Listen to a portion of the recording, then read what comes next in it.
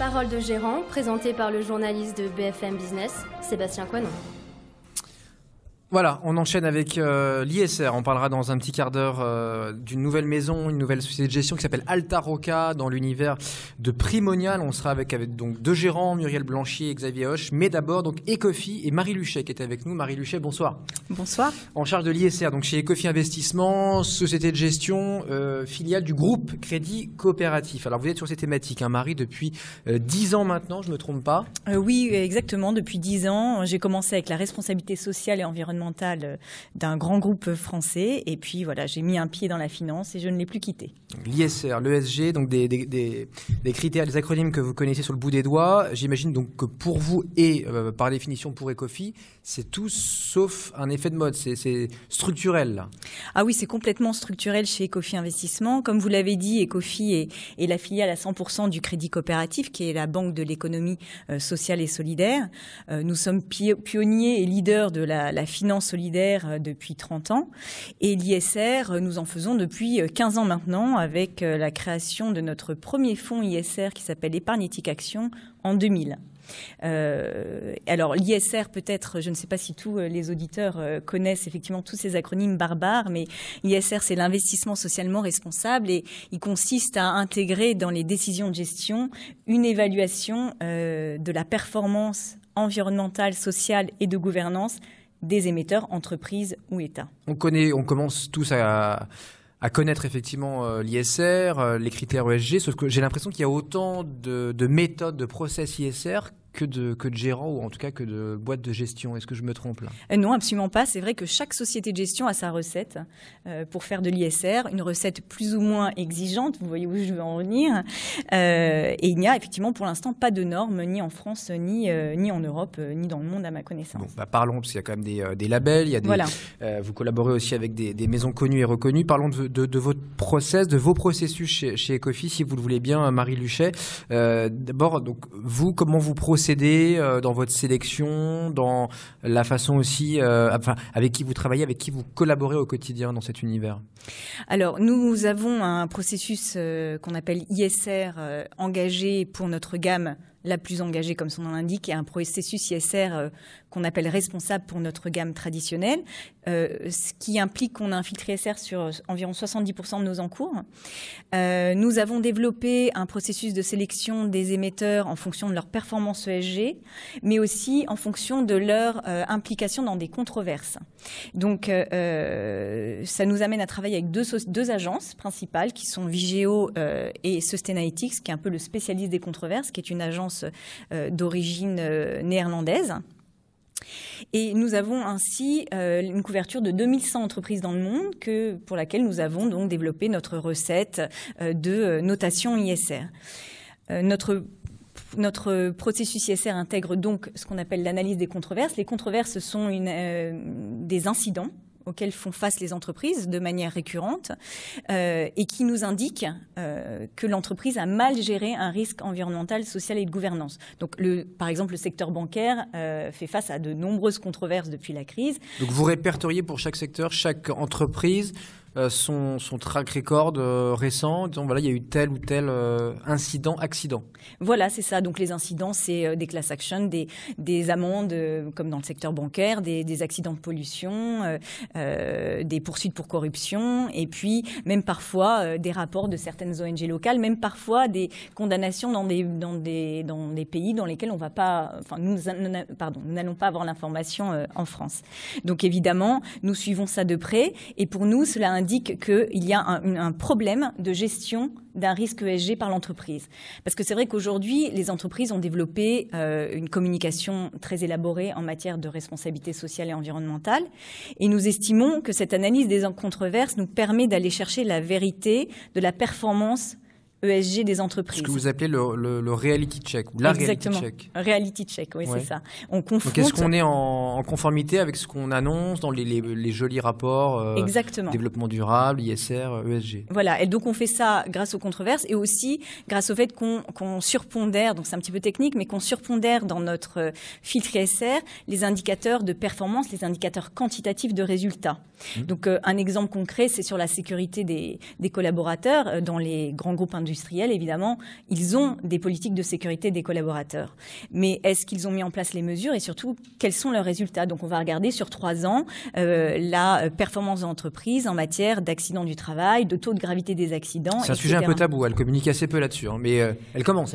En tous les cas, la plupart du temps, elles le font. Les grosses entreprises le font, oui. Bon, on va revenir sur ces controverses. On pourra peut-être prendre des exemples. Vous avez cité le cas du secteur bancaire. Sur cette approche à 2 niveaux que vous évoquez, donc sur l'ISR canal historique, moi je l'appelle comme ça, donc l'ISR engagé, le fonds le plus engagé en la matière, et puis le reste de l'encours, là, ça veut dire quoi? Chez Ecofi, tout est entre guillemets labellisé ISR, mais un peu moins... on a moins 2 niveaux. sévère. Voilà, c'est ça. On a 2 niveaux. Donc, on a notre gamme qu'on appelle éthique et solidaire, qui est donc ISR engagé, avec un filtre qui exclut a priori certaines entreprises qu'on ne considère pas assez responsables de l'univers d'investissement des gérants. Et puis, dans notre gamme traditionnelle, on a ce filtre ISR responsable, là qui va limiter la possibilité du gérant d'investir dans ces entreprises un peu moins bien notées. Donc il n'y a plus l'exclusion, il y a les classiques best in class. Voilà, mais il va pouvoir investir dans certaines entreprises, alors pas toutes, quand elles sont vraiment mal notées, on n'investit absolument pas.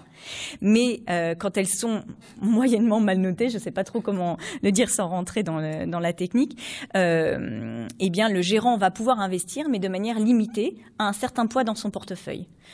L'objectif qu'on a avec ces 2 filtres, c'est que nous croyons pertinemment que l'ISR nous permet de mieux gérer des risques.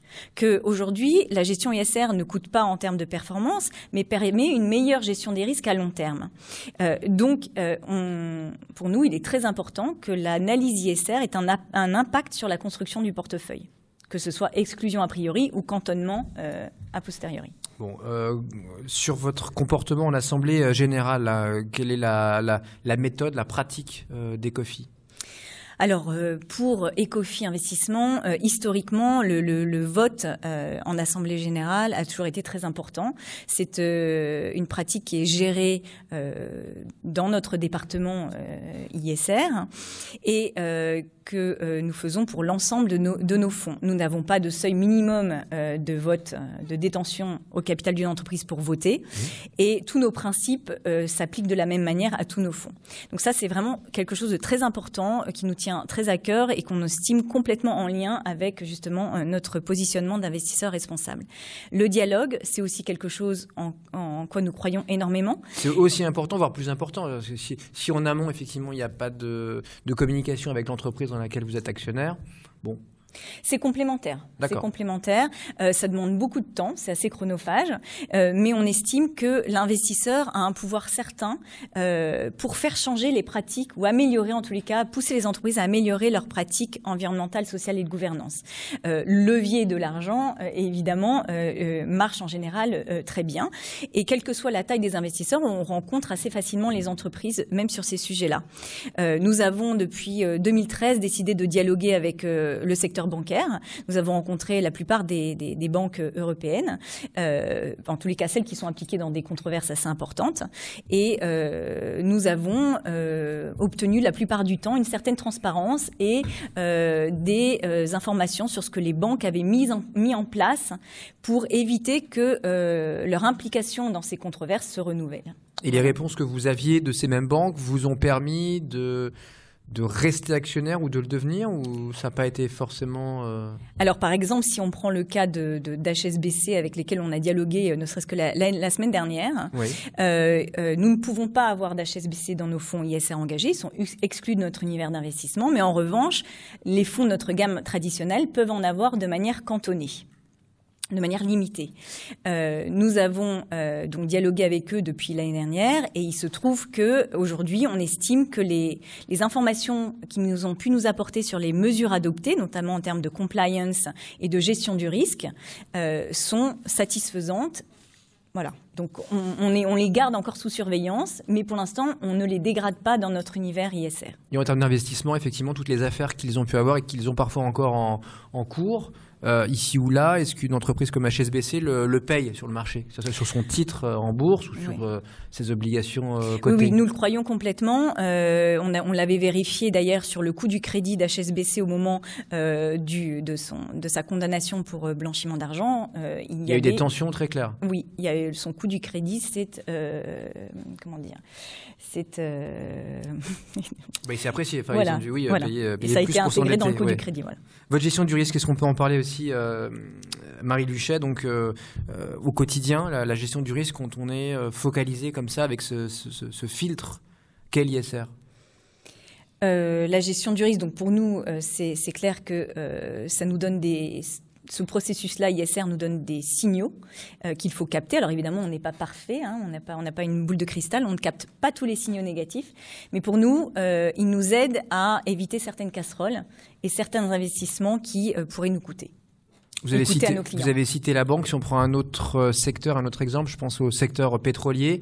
Oui. Est-ce que là, dans votre gamme ISR engagée, vous allez pratiquer l'exclusion ou Alors, on ne pratique pas l'exclusion en tant que telle. En théorie, tous les secteurs peuvent être investissables dans notre gamme ISR engagée, mais grâce à notre filtre controverse, effectivement, on a des sous-investissements très clairs, donc actuellement dans le secteur bancaire et le secteur pétrolier, qui sont aujourd'hui les secteurs les plus mis en cause et les plus controversés. Donc évidemment, le secteur pétrolier, c'est les pollutions environnementales, mais aussi les atteintes aux droits de l'homme, dans le delta du Niger notamment.